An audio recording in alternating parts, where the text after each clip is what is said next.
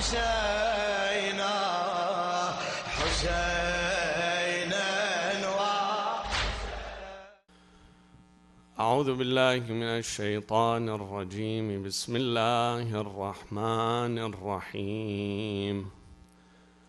والحمد لله رب العالمين، والصلاة والسلام على أشرف الأنبياء والمرسلين، سيدنا ونبينا وحبيب قلوبنا أبي القاسم المصطفى محمد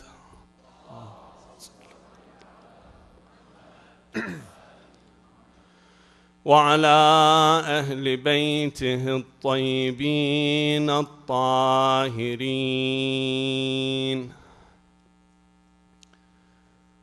قال تعالى في كتابه الكريم: بسم الله الرحمن الرحيم. وما خلقنا السماء والأرض وما بينهما لاعبين. لو أردنا أن نتخذ لهوا لاتخذناه من لدنا إن كنا فاعلين. صدق الله العلي العظيم. One of the main things that any college student, American college student, when he steps into the campus of university, he will face is the hostility toward religion. Or if you think this is an exaggeration, let's say unfriendliness toward the religiosity or to the spiritual worldview. Based on a dominant sentiment within the campus of university, whether it's coming from faculty or students or the culture of university, it says that modernity and religiosity are antithetical, meaning that they are always in contradiction. They never come to get along for a very obvious reason. And that is, in university, people get educated. Their eyes are open toward new life, in new things, in new dimensions in this universe. Therefore, they become educated. Some of them become scientists. Some of them become very educated professionals. The fact that being an educated professional or a scientist would not make him, that person, would not make him a serious believer in spirituality or religiosity. Why?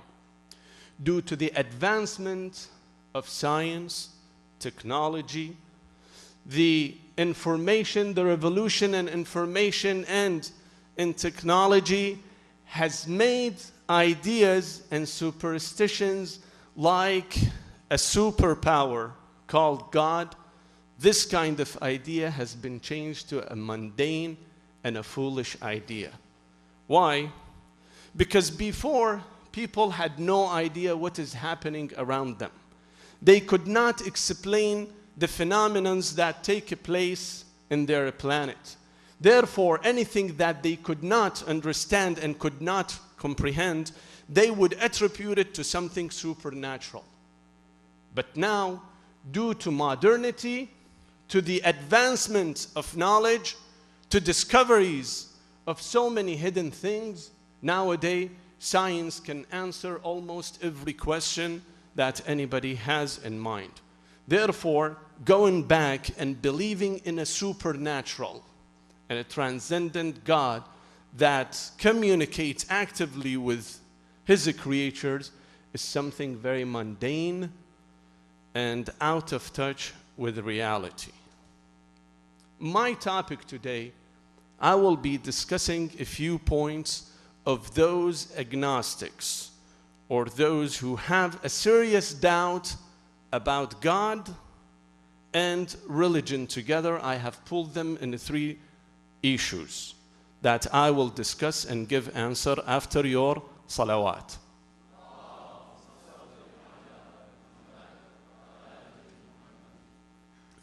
Before I give the answer, I would like to draw your attention to a fact as an introduction.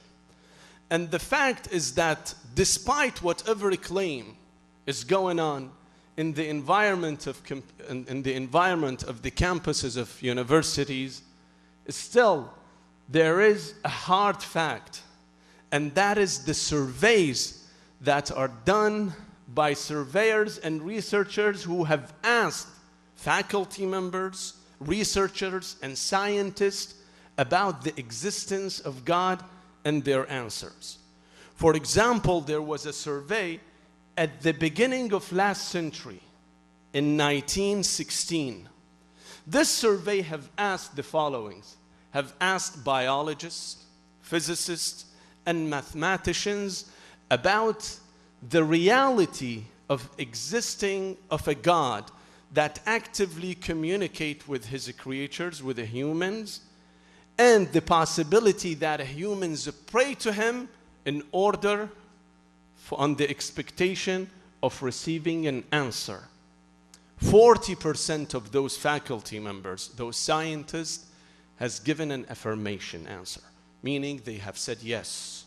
They believe in such kind of possibility. Now that has been somewhere about almost a century, 95 years ago. The same survey with the same spirit and same components have been asked again from the university instructors and faculty members back in 1997, meaning 81 years after. The same questions have been posed to those faculties. 4 generations have passed. The question have been asked. Surprisingly, the percentage who have said yes, they still believe in God, is so close to the 40%, actually within the margin of error. About 37% of those college professors and scientists, again, they have given their information of the existence of a supernatural being called God. Despite the advancement of science, despite the revolution in information and knowledge, still the widespread belief among those people in university is that they still believe in God. But again, as I have said, there are posing questions that any college student, once he goes into university, he will see it. Therefore, I am answering those questions for dear brothers and sisters, so they might run into someone who have those in his in those thoughts in his mind, so they are able to answer him. The first question that those people, let's call them agnostic, meaning that they are not very sure if God exists or not. The first question that they have in mind is whether the idea of God is a reality or it's a wish fulfillment. Why is so? They say, and this is based on the psychoanalysis school of psychology. By the way, brothers and sisters, this topic that I am carrying today, which is about the existence of Allah subhanahu wa ta'ala, God, has 2 parts. The first part, which deals with non-science, is covered today. But inshallah, not next topic, after tomorrow, the discussion will be about science, specifically about the evolution theory, the theory of evolution that addresses the existence of God. Inshallah, we will talk about that in more details. But today we will cover the non-scientific issues that is related to the issue of God. So the first question that they have in mind is that this notion of believing in God or in supernatural is something that comes out of emotion, psychology. It is the psychology of people pushes them toward believing in a supernatural being. Why? The father of the psychoanalysis school of psychology, Sigmund Freud, almost all of you have heard of him, he contends in his theories and in his theses is that we, as God believers, those who believe in God, and of course, this is very widespread in the planet. You see, this is pervasive in every culture, very universal. The belief in God is very universal, yet is very groundless, not realistic. He says that the reason that those people believe in God is the fact, if he want to give an example, he would say that those are like 4 or 5-year-old children. Why? The children, when they run into question, they have a question in their mind. What do? The first thing they do, they go and ask their father. If they run into trouble, if they face danger, again they go to their father. If they wish for something, they would like to buy a toy, they would like to buy certain thing, they would like to go to a park or somewhere, where do they go? To their father. Why? Because they see their father as everything. Meaning he has the key for every solution. Therefore, they naturally go toward him. The same thing with the adults. They only have a grown-up in body, in physical body, but still the mind is same as that 5 or 4-year-old kid. Because if they run into trouble, they would like to see someone or some entity can help them. I am in the middle of the exam. I am answering the questions. All of a sudden, I run into very difficult question. I look around. There is no help. I cannot take my cheat sheet and look at it. What do I say? Oh my God, help me. Naturally, unconsciously, I am thinking of God. I would like to get a good grade. I can't. Okay, let's hope that there is a supernatural being called God, that I beg him and he would help me. Tomorrow, I finish the college. I am searching for a job. I cannot find a job. Again, I am hoping for someone that can do miracle for me and bring me a good job, a desired job with high pay, so my life can be fixed. I am looking for a wife, for a spouse. Again, I cannot find, or no one is willing to share their life with me. Again, I am always resorting to God. Either if I am facing a danger or a question or have a wish, eventually I am going back to God. So basically, what Freud is saying is that the individual people who believe in God, they have created in their minds a God that's in likeness of their fathers. So God is nothing more than an exalted father, someone who can solve your problem. But when you dig in reality, you do not find any real basis for that. This is how the psychology and emotion of a human being are. Because we are so attached to our fathers, we see that he's the key for every solution. Then we believe that there is a supernatural called God that can help us in solving our problems, or fulfilling our wishes, or answering our questions. This is the first question. What is the answer? First of all, let's take this ball and throw it in their ground. They say that the fact that we have found a God in our mind, which is not realistic due to the attachment to fathers, because we see the father, he's the one who has the key for everything. Let's say this, it's true. As children, When we grow at the age of 3, 4, 5 years old, we see our parents as the role model, the best creature, the perfect creature. Ask any kid, tell him, what would you like to be? What would be his answer? Like my father. One day, my son was asked by his aunt, told him, what would you like to be? He said, like my father, watch TV and read newspapers. So this is how children are brought up. They would like to see their fathers, their mothers as perfect models to emulate. But as we progress in aging, as we get to the teen years and become teenagers, are all of us have the same sentiment about our parents? Or sometimes we see them, no, they are very dictators. They are despots. Whatever we do, they are standing in our face. I would like to stay up past the midnight. They tell me, no, you have to go and sleep. It's too late for you.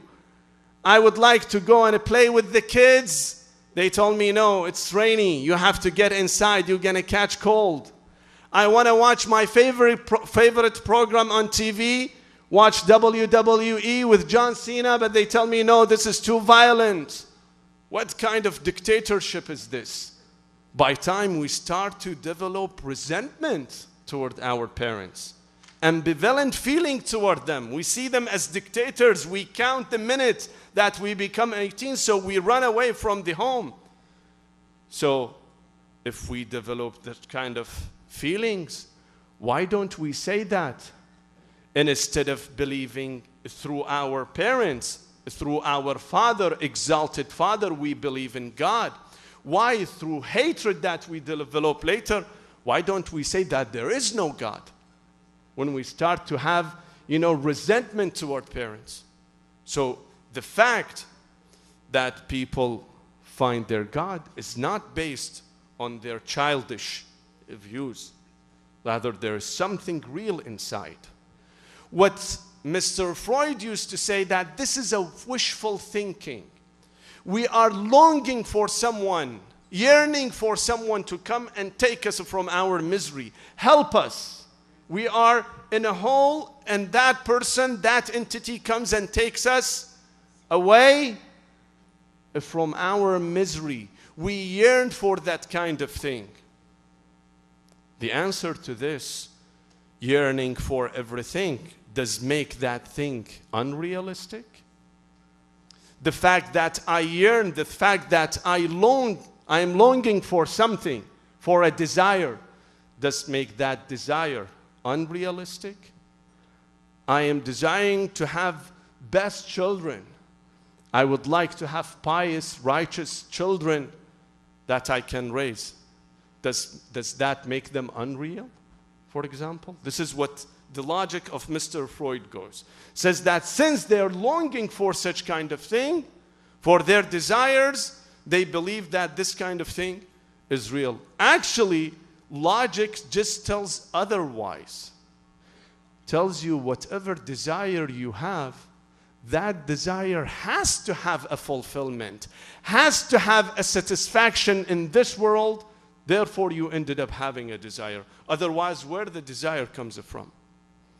The baby gets hungry, therefore there is such a thing called food. The baby duckling would like to swim, therefore there is such a thing called water and pond. The guy needs more information and more knowledge, there is such a thing called a school and textbook. The person would like to have physical happiness and physical desire, there is such a thing called sex. Everything that comes in your mind as a desire, there should be a satisfaction. Otherwise, if I am longing for something that no satisfaction is met, no experience can meet its satisfaction, basically, I don't belong to this kind of world. I belong to another kind, a world that does not exist. The fact that I am longing for someone, for something, it means that the satisfaction for that thing also exists. Therefore, if I have a God-shaped vacuum in my heart and in my mind, and I am seeking for that, there must be a fulfillment for that. And that is Quran comes to says, فَأَقِمْ وَجْهَكَ لِلدِّينِ حَنِيفًا فَطْرَةَ اللَّهِ الَّتِي فَطَرَ النَّاسَ عَلَيْهَا.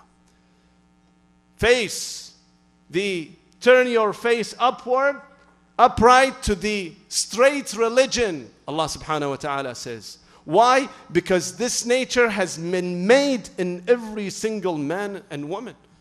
From their birth, Allah subhanahu wa ta'ala, God has instilled this desire, this searching for God, for Himself.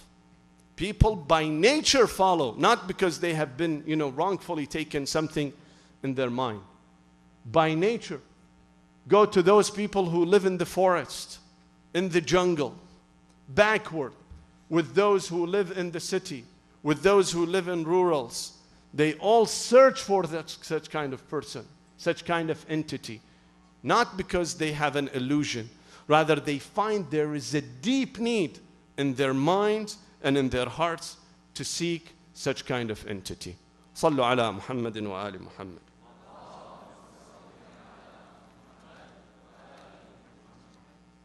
The second question, brothers and sisters, you have heard of that. It tells you, okay, let's say that there is a God and there is religion and faith. First of all, why there are so many multiple religions? Sometimes you see a value of one religion contradict, a certain value of another religion. In addition, what about the harm done in the name of God and in the name of religion? Religions are hypocrites. From one side, they tell you that God is merciful. They are all full of mercies. But when you look in reality and check history, you see that there are so many atrocities has been done in the name of religion and God. And there is no sect that can escape this fact. Look at the Jews in their histories, you find atrocities in the name of Yahweh have been committed against their people. Look at the Romans. Look at the Dark Ages. And now look at Al-Qaeda in Islam, for example.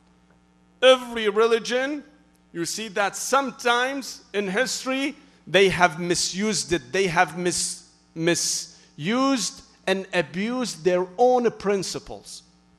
If those religions are true by God, and God is the one who has set the life of people and knows exactly what is good for them and what is bad for them, why there are so much contradictions? What is the answer? It's true, brothers and sisters. You can find in history and even nowadays that there are so many atrocities are committed under the name of God, by the name of religion. It's not difficult to find such kind of examples. But tell me, which form of government that has not gone against their own principles? I forgot to say, Karl Marx came to say that religion is the opiate of the masses. It's just like an opium. They give a dose to the poor, to those weak masses, to tell them, you are okay. In this world you see whatever, but in the next world then you will see heaven and justice and everything. Just fooling them. And instead of asking them to go and seek their rights against the aristocrats, the feudals, they tell them, no, just keep it to God, leave it to God, He will take care of it. So religion is the opiate of the masses. We say, okay, you consider that religion is the opiate of the masses? Then show me any form of government that have uphold their own principles, including the communists. The communists have done atrocities that you cannot find any sort of government has committed such kind of atrocities. Just look at the history of the Soviet Union. or the communist China. Only between 1936 to 1938, under the rule of Joseph Stalin, there were more than 17 million people who have been killed, tortured, or directly killed. Only in 2 years, 17 million people under the name of a great purges. Go to your Google search engine and put the great purges and read about the purges that Stalin has done back in the 1930s, and how many people have lost, how many innocent lives have lost during those 2 years. More than 17 million people have been killed. Those are the communists. Look at the so-called democratic countries. Those democracies have killed as many people as if you have collected the entire government from the dawn of history until now, have not killed as much as those democracies have been that have been killed. Just look at the last century. Last century there were 2 wars. The First World War and the Second World War. In the first one, there were more than 14 million people their lives have perished. They were killed. In the Second World War, there were more than 55 millions who have been killed. Under the name of what? Of a freedom. Who were those countries who involved in the battle? One of them is our great country, the United States of America, the Great Britain, who are considered to be the beacon of democracy and of freedom. Look how much people have lost their lives. Who was the first one? Which government was the first one or the only one who have used nuclear weapon against humankind? It was a democratic country. So it is those democracies who also have run against their own principles. Just under the so-called war on terror, only if you look at Iraq, from 2003, from the time of the collapse of the Saddam's regime, up to January 2008, this is according to the survey done by this firm. It's called Opinion Research Business, which is an independent polling agency in London. This agency has estimated from 2003 up to January 2008, there are more than 1,120,000 people, mostly civilians, have been killed in Iraq alone, due to as a direct result of the invasion of the country. So you tell me, which country has not gone against their own principles? The fact that we see so many atrocities, we cannot attribute it to God.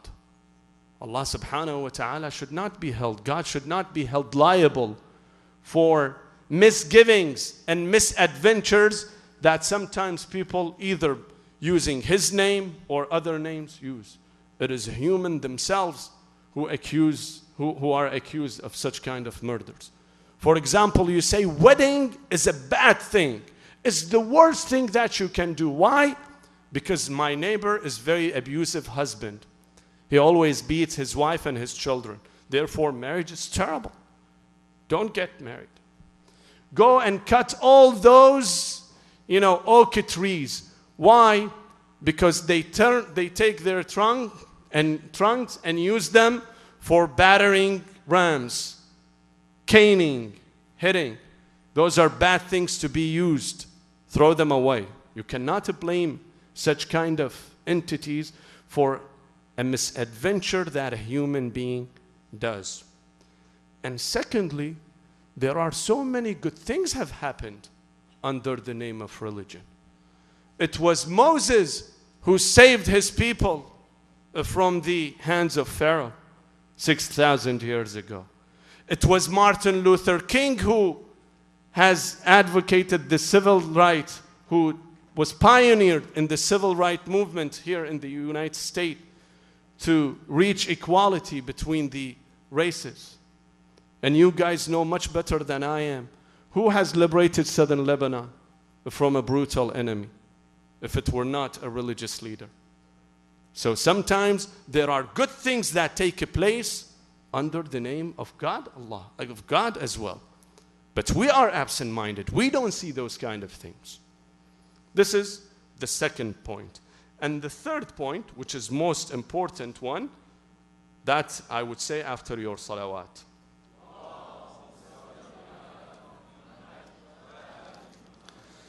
This point is basically in the mind of everyone, even the religious people. Sometimes when they are by their own, those kind of questions come to their minds.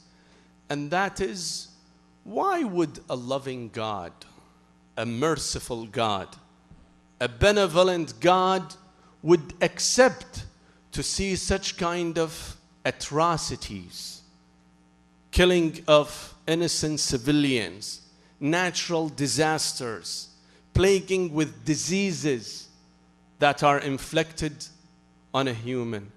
Why would a loving God allows the suffering of those innocent life? There are two possibilities. One, we say that God is powerful. He's the one who's running the show of this universe. Everything is in His hand. He can do whatever He does. If so, then why He wouldn't wish good, happiness for His creatures? Therefore, God forbid, He's not good. He has evil inclinations. Wal-'iyadu billah. Excuse me, I am playing the role of the devil advocates here. I am just saying what goes in the mind of people. Either He's not so merciful, or if He wishes to do good, but He cannot keep His creatures perfectly happy, therefore He's unable. He cannot, He's incapable of running the show. He cannot make everyone happy. Therefore, He's not a real God. Either He's unwilling or He's unable, or both. Otherwise, it cannot be. We see so many sufferings. Within a few minutes, 200,000 innocent lives have perished, for example, in the earthquake of Haiti, or other natural disasters that take place around us. If God is truly merciful, then why would such kind of natural disasters take place? Or crimes and atrocities takes place? Couldn't God intervene and stop such kind of crimes? Again, there are two answers to this question. The first one, God was not the one who has made the swords or the weapons and the guns and the arrows and the nuclear bomb. It was a human who has made all of those things. So an innocent small girl run by a drunk driver, or let's say an innocent civilian sleeping in his home, and all of a sudden he's killed by an air raid or by a terrorist attack, or an elderly guy is walking in a bad neighborhood, all of a sudden he get caught by a stray of bullets by gangsters. You cannot blame those on God. Those are all made by men, by humankind. Now, if God wants to intervene, meaning that He has to restrain our freedom. You see, when the play started, it started this way, that once a human being have been created, they have been created with a free will. What difference makes me from that animal in the street, or in the jungle, or in the forest? There is one thing, is that I am free, that I can control myself. I can control my actions and my emotions. This is the beauty of a human being. But if a human being turned to be restrained, then what beauty the human being will have. When God has made a human being, He also has made him free, has given him a free will. Therefore, if those atrocities should not be committed, meaning that God every second, every minute should intervene and make restraining order for every single human. Take away his freedom. Is that something acceptable? When God has made a human, He made them under this thing, this dominant thing that set them different from the rest of the creatures, that they have been given the free will. So it is meaningless that God would interfere and, such kind of thing and stop them. The question goes, what about the natural disasters? Okay, let's say the crimes are done by a human. Wars, battles, all are the crimes of a human. But what about natural disasters? Also, natural disasters, half of them are a direct consequences of the misgiving and misadventure of a human being himself. The greenhouse effect that we have, the ozone layer problem that we have, the melting of the icebergs in the North Pole and South Pole that we have is due to what? Why we have a global warming? Is due to what kind of action? The oil spillage that we had in Gulf of Mexico, who has made that? God made that kind of thing? Or it were a human who have, contributed to such kind of disaster? Allah subhanahu wa ta'ala says, ظَهَرَ الْفَسَادُ فِي الْبَرِّ وَالْبَحْرِ بِمَا كَسَبَتْ أَيْدِي النَّاسِ. If you see damage in the sea, if you see damage on land, it is all due to the consequences, as direct consequences of the bad habit of a human being.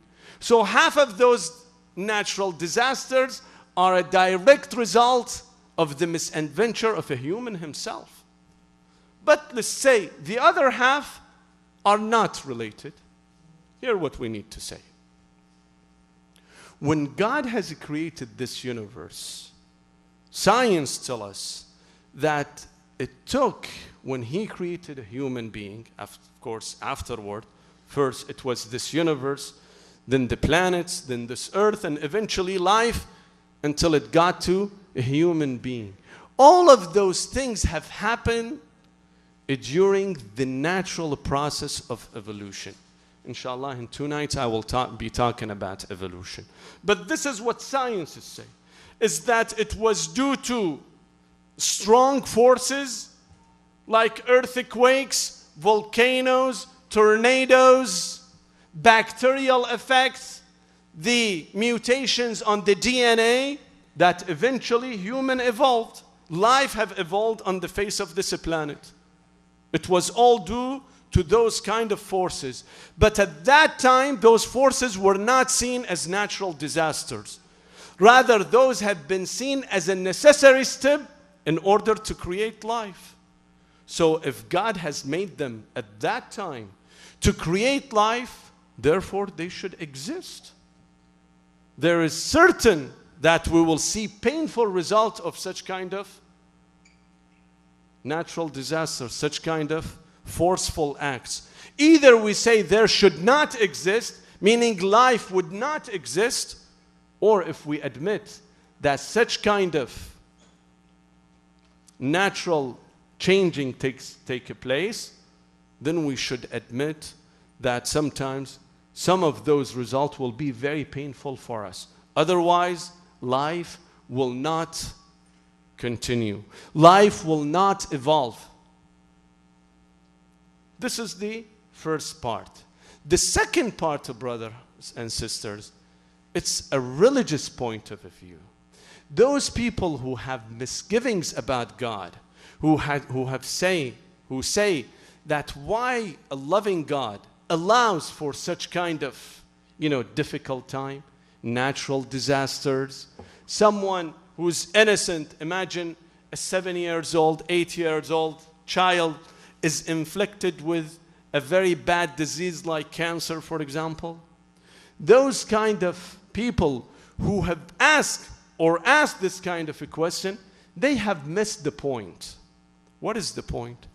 Is that we don't know what is the purpose and philosophy of life. If we know what the philosophy of life is, then we would not ask such kind of a question. Why?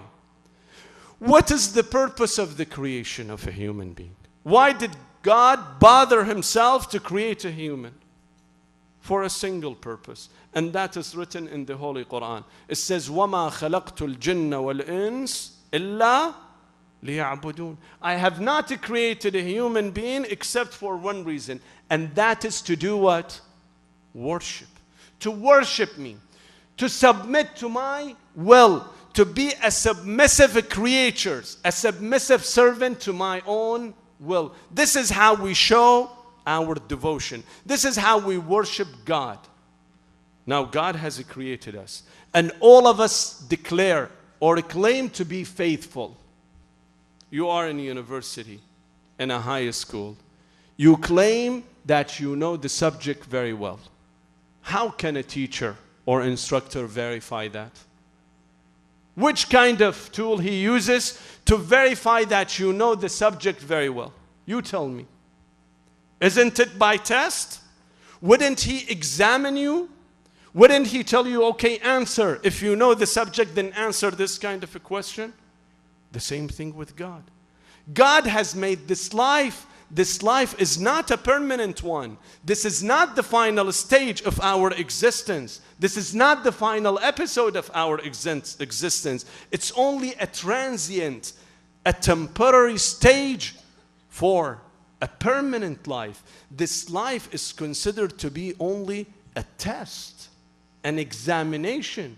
And God has said, people declare that they are faithful, but would they think that I leave them like this? Take them for granted? Alif Lam Mim. أحسب الناس أن يقولوا آمنا وهم لا يفتنون. Do people think once they declare that they are believers, we would leave them like this without a test? Test is a natural sequence of the creation. God has created us to test us, to examine us. And where is this a place of test and examination? It is this life. The same way that you enter the hall of examination and sit down and answer the question, we are all sitting in the hall of examination. From the time that we are born until the time that we die. This whole stage is considered to be the examination stage.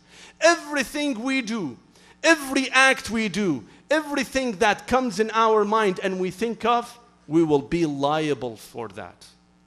فَمَنْ يَعْمَلْ مِثْقَالَ ذَرَّةٍ خَيْرًا يَرَى.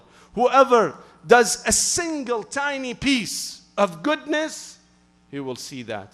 وَمَنْ يَعْمَلْ مِثْقَالَ ذَرَّةٍ شَرًّا يَرَى.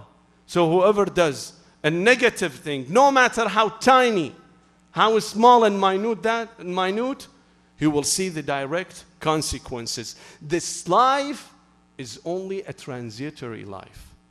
It's a transient. We are moving to other life. Therefore, we should not expect that we will see everything. We will see the entire justice in this life. No.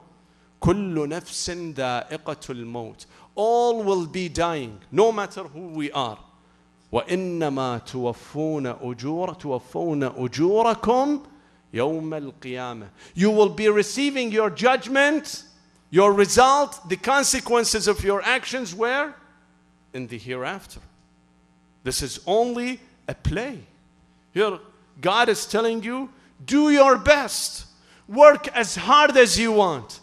Because eventually you will see your result. I have created for life. I have created life for you. And I have created death for you. In order to see who is the best one, comes up with the best deed. تبارك الذي بيده الملك وهو على كل شيء قدير الذي خلق الموت والحياة ليبلوكم أيكم أحسن عملا. God subhanahu wa ta'ala says that I am the one who has created death and life. Why? So I can find among you the best door. The one who's the best deed. Therefore, based on this verse, you can say that if I am happy, if I have an easy life, then this is a test. If I have a difficult life, again, this is a test. If I am a wealthy, this is a test. If I am a poor, also this is a test. If I have a healthy body, this is a test. If I have sickness, again, this is a test from Allah. If I have a post, I've been elected to be a president, this is a test. If I am being imprisoned, again, and persecuted, this is a test. Any action, anything we do, God is testing you. Would you go to your instructor and tell him, excuse me, you know, I did not prepare for the exam. I only studied this chapter, chapter 3. Can you ask me from chapter 3? What would be the answer? It's a fair game. When you go to the hall of examination, meaning that you have studied everything and you are prepared for everything. Therefore, the instructor asks you any way he wants. Sometimes he asks you orally, oral examination. Sometimes he gives you practicum. Tell you, no, show me, tell me what are those things on the board. And sometimes he gives you a written examination. All kind of examinations. Would you debate? Will you argue with the instructor? The same thing with Allah subhanahu wa ta'ala. He tests the prophets.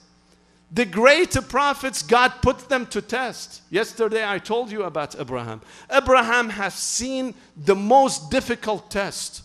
Allah subhanahu wa ta'ala says, وَإِذِ ابْتَلَى إِبْرَاهِيمَ رَبُّهُ بِكَلِمَاتٍ فَأَتَمَّهُنْ. God has tested him with most difficult test. But what was the result? He passed all of those results. He tested him, first of all, you know, with the challenge of his nation. To go and fight intellectually, to confront his people. Ask him to go and destroy the idols. Then he tested him when he was put to fire. Then he tested him when he was kicked out of his city. He was thrown out by the government outside of his homeland. He was tested by his wife Sarah. He was tested to take his son Ismail and his wife Hajar and put them in the middle of the desert, in the middle of nowhere. And lastly, he was tested to slaughter his son. All of those tests have been done for a single great prophet. Sometimes the test is harsh, brutal, and sometimes no, very pleasing. You know about the story of Sulaiman. Sulaiman, alayhi salam, was in Palestine. When the queen of Saba in Yemen was invited to him, he told his companions, his army of soldiers, that I want to impress this lady, this queen, to show our strength and our ability. Who can go and get me her throne? So when she comes, she see her throne. One guy who was a jinn, he said, I will do it. You stand up and you sit down, you will see her throne in front of you. The other guy said, no, I can do much better job. He said, وَقَالَ الَّذِي عِنْدَهُ عِلْمٌ مِنَ الْكِتَابِ أَنَا آتِيكَ بِهِ. A guy who had the knowledge of the book. He said, no, I will take care of that. Before even your twinkling eyes, the blink of your eyes, أَنَا آتِيكَ بِهِ قَبْلَ أَنْ يَرْتَدَّ إِلَيْكَ طَرْفُكَ. فَلَمَّا رَآهُ مُسْتَقَرًّا. That guy brought him the throne. What did he say? He says, هَذَا مِنْ فَضْلِ رَبِّي. This is a mercy. This is a grace from my Lord. Why? لِيَبْلُوَنِي أَأَشْكُرُ أَمْ أَكْفُرُ. To test me, to see if I am grateful or ungrateful. Even the prophet of God, Sulaiman, get tested. But the test is a little bit different. Sometimes he tests you with wealth. Sometimes he tests you with poverty. Sometimes he tests you with sickness. Sometimes he tests you with health, with vibrancy. It is all depend on us how we react to this kind of test. To sum up, we have two kinds of tests. Not based on their nature. rather based on the consequences, on the result. You see, when the student goes in the hall of the examination and leaves, afterwards he forgets about the nature. He doesn't care what kind of answers he gave. He's always thinking of the grades. He would like to see which kind of grades he got. If he got an A, then that's a perfect examination. But if he ended up getting F or D, then that is a terrible examination. So does God. Tells you based on the result, you can examine yourself. You can say, if this life is difficult for you, if this is a good thing or a bad thing for you, based on the results. Look at the result. Don't look at the nature, how God is testing you. And here are two examples. Sometimes He gives. He gives you. He gives you wealth. He gives you money to see you how you react. One of them was Qarun. Qarun was among the people of Moses. He has learned a science called alchemy. He would change the cheap metals to arterial metals like gold. Therefore, he used this kind of technique and built himself. Some people say no, he was a very intelligent guy. He knew how to use resources and his wealth, and then he became a very wealthy merchant. At any rate, he gained this kind of wealth. God described his treasures. God says that his treasures were so abundant, so much in abundance, that the keys to open those treasures has to be carried by a very strong group of mighty people. Even those people would find difficulty carrying those keys. Look how much wealth this guy had. He was very boastful. He was bragging about that. He was full of pride. Of course, he never spent it on the poor. People went to him and told him, Qarun, spend it on the people. Now that you have so much resources, so much wealth, why don't you contribute? Contribute to the schools. Contribute to your hospital. Contribute to the clinics. Contribute to the mosque, to the orphanages. You have such amount of money. Why don't you use them?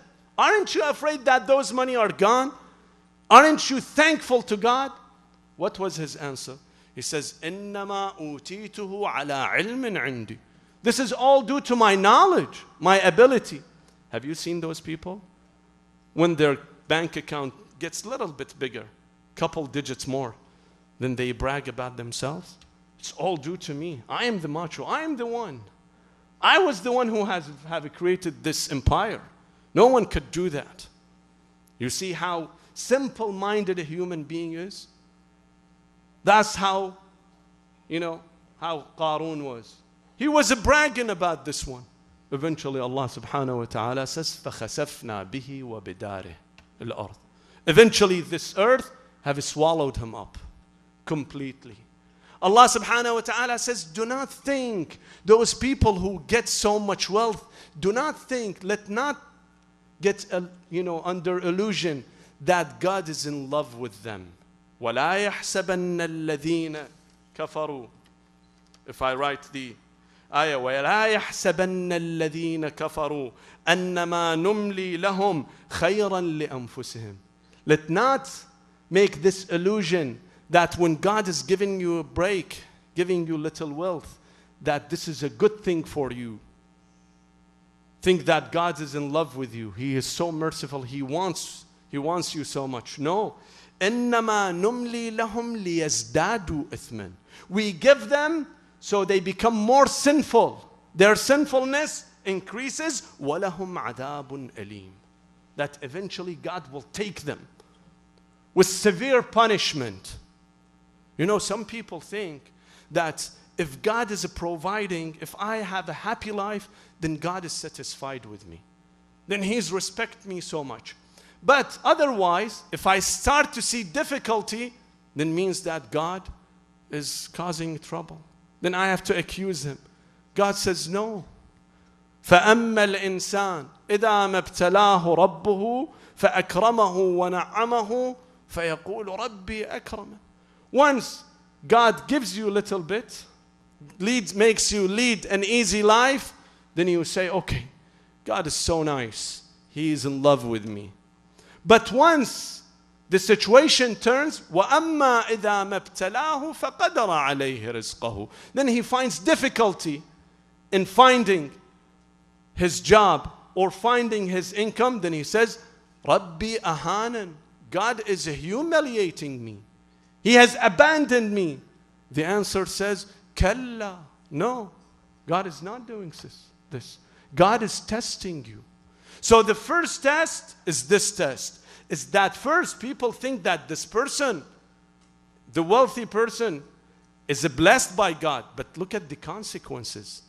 That test was a disaster for him.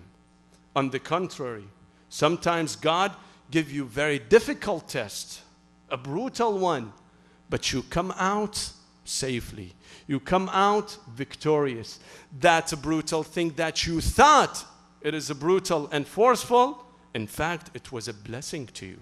Therefore, always look at the consequences. Look at the result of your actions.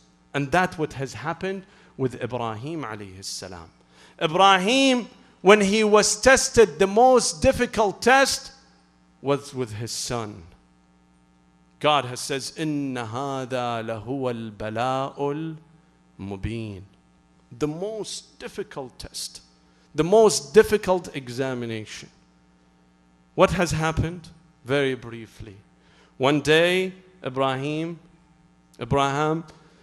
dreams in his sleeping that he's butchering his son. And his dream was a way of communication with God. He goes and tells his son, Ya bunayya inni ara fil manami anni adbahuk. I am seeing that I am slaughtering you. What do you say? What do you think? Look at this patient son. He says, Ya abati fa'al ma tu'mar. You have been ordered by God. Follow the order. I will be patient. He said, okay, son. Let's not tell your mother. Tomorrow morning, I will take you and we go outside to carry the God's order. He take the son. The son was about 14, 15 years old. At that time, when they go in the outskirts of the town, devil comes, Iblis comes. Shaitan comes and say, Abraham, what are you doing? You're killing your son? How many years you have waited? 8 years until God gave you Ismail. Now you're killing him? Stop. This is nonsense. Abraham takes a stone and throw a stone on him, stones him. Again, he repeats the same scene. Abraham again repeats the same action for 3 times. Eventually, they stop at the place that Abraham would slaughter his son. At that time, the son says, Dad, I have a favor to ask. Yes, what is your favor? He said, I have brought a sturdy rope, a very tight rope. What do you want? What do you want me to do with that, son? He says, when you want to slaughter me, I want you to tie me up very strongly. Make a very strong tie. Why, my son? He says, because when you are about to commit this act, the order of God, naturally, my hands and legs will be moving. So when my hands and legs start to move, at that time I am afraid that you will feel pity for me. The mercy of parenthood will catch you. At that time, I'm afraid that the God order will be stopped short. You will stop short from committing God's order. Therefore, tie me very strongly. He said, okay. Again, Ismail says, I have another favor. What is that? He said that when you want to slaughter me, I want you to put my forehead on the ground. Don't look into my eyes. When you carry God's order, don't look into my eyes, because I am afraid the same thing will happen to me. That's why Quran alludes to this fact. It says, وَلَمَّا أَسْلَمَ وَتَلَّهُ لِلْجَبِينِ. Jabin are the foreheads, the 2 sides of the foreheads. Abraham put his forehead, the son's forehead, on the ground and was about to slaughter his son. He said, I have one more favor. And that is, I did not say farewell to my mother. My mother has raised me for 15 years. She has gone through difficulties, hardship. She has abandoned her land and came for the sake of her son. Now, when I left, I did not even say farewell. I want you to take my shirt and go back and give it to her. He said, okay. At that time, as he was about to carry the order of God, he was pushing with the knife. The knife was not cutting the throat of his son. He got agitated, started to do again. No, it was not moving. He grabbed the knife, hit it on the rock. The rock was split into two parts.